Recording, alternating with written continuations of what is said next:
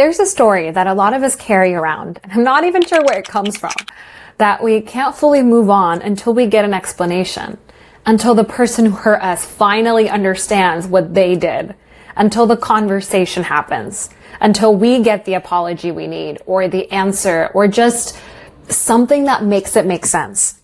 And so we wait, or we replay what's happened, or we have the conversation in our heads 1,000 times, trying to find the version of it that finally feels resolved. But what if I told you that closure, the version we're all looking for, is actually just a cognitive myth? And more than that, chasing that closure is one of the things that's keeping you stuck. When we say we need closure, what is it that we are actually asking for? It's usually one of a few things. An explanation, a confession, an acknowledgement, sometimes just a final conversation that ends on our terms.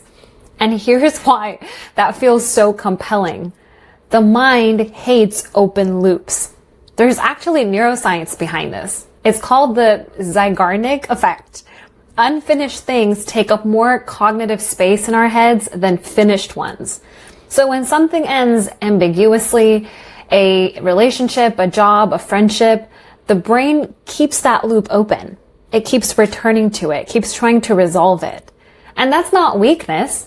That's just your brain doing what it was designed to do.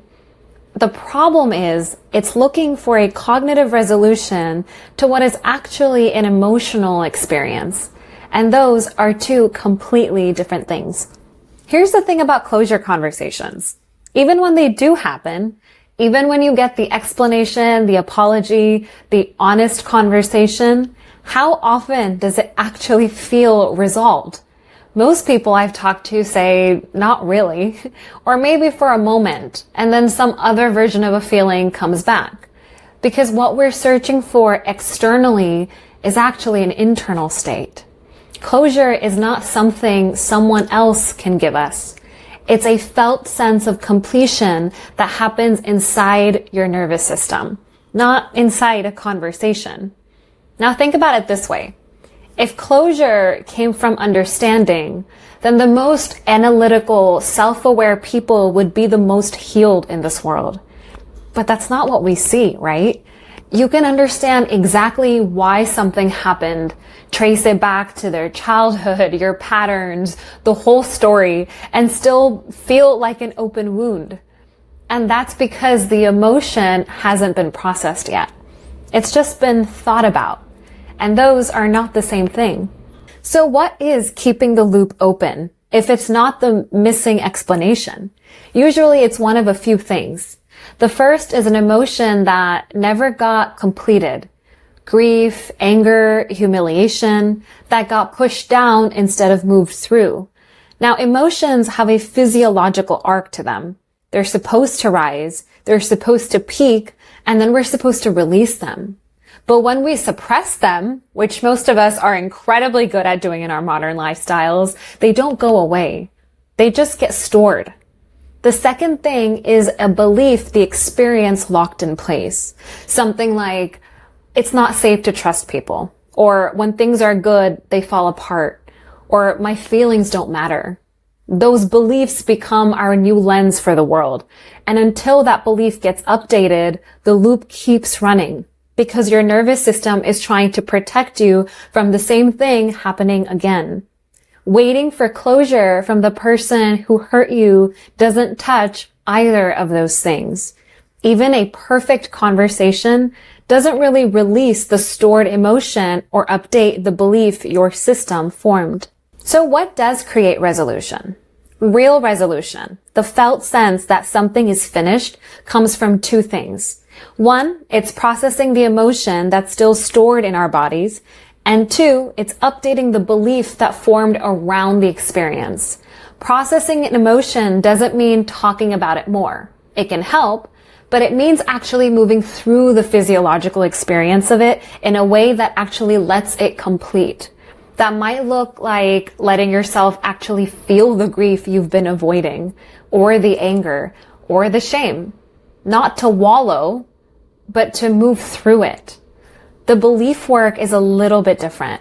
It means identifying what conclusions your nervous system drew from the experience and giving it new data.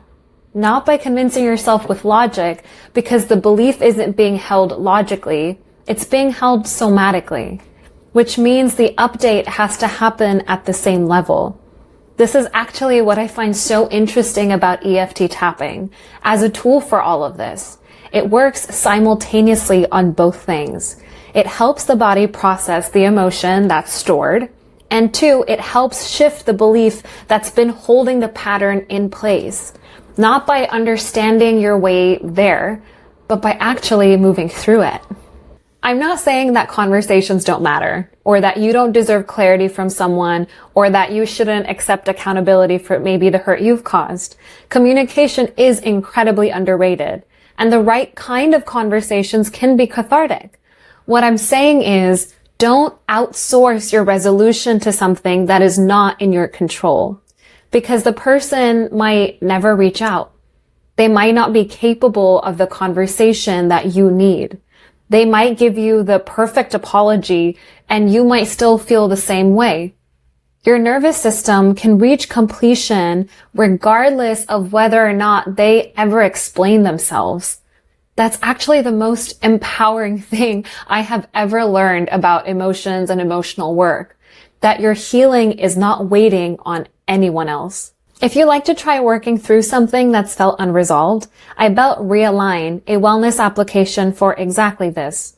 It's a tool that helps you identify what's still held in your body and helps you regulate so you can actually work with it and process it. Not understand it more. Actually move through it. The link is below if you want to check it out. Hi, I'm Sonia, and if I can change my life, so can you.